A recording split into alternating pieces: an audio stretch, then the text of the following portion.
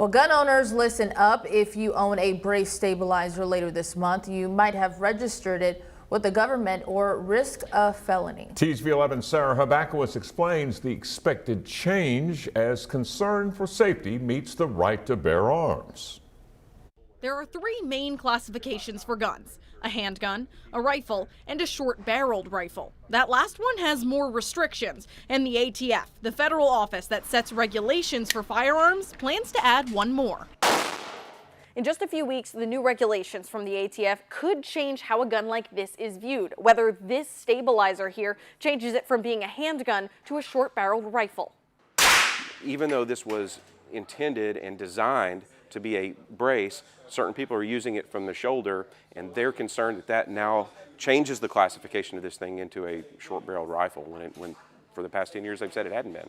Nathan House manages the Arkansas Armory. He says the upcoming restriction to treat a brace like a bump stock is already confusing customers. And that's a lot of gun owners that the ATF is saying, now look, you're either going to have to turn in that property, destroy that property, or register it. And UALR law professor Robert Steinbuch says the debate between gun control and Second Amendment rights can add further confusion. You do tend to see this swinging back and forth. ATF has unfortunately become politicized, not as an agency, but by those that are controlling it, by administrations. But activists like Lindsay Nichols with Giffords Law Center to Prevent Gun Violence say these braces need to be restricted for public safety. These make them easy to manage, essentially, so that they function like an AR-15 rifle. The mass shooters are choosing these because they are extremely dangerous. Coming at the end of a year with record mass shootings across the country. The registration means that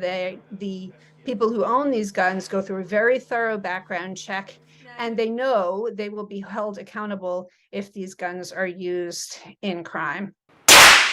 The braced weapons would require federal registration and a tax or risk a felony, unlike a regular rifle. But if I take this pistol, you know, it's still longer overall than what this rifle is. The Armory says new classification would impact about 40 million gun owners and at least 200,000 here in Arkansas.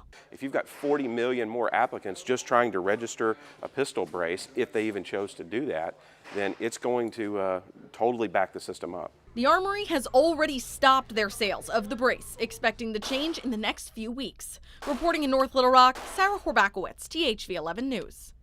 And we reached out to the ATF, and while they did not share the exact date, they expect the change to take effect before the new year.